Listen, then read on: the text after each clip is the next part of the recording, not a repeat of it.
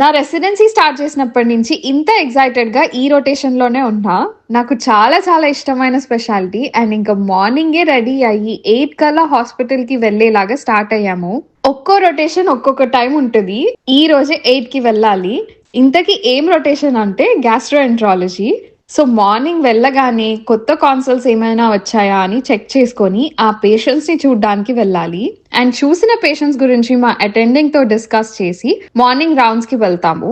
10:30 కలా endoscopy suite లో procedure start అవుతాయి. And this is my favourite part. నేను ప్రొసీజర్స్ చేయను, కానీ I get to observe endoscopies and colonoscopies ఇట్లా చాలా జరుగుతాయి.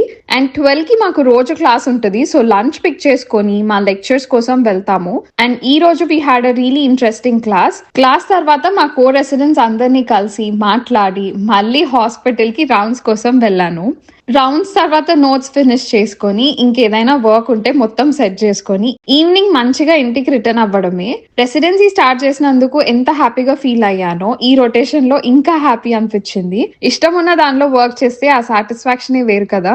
వీడియో నచ్చితే లైక్ చేసి సబ్స్క్రైబ్ చేసుకోండి కదా. Thank you for watching.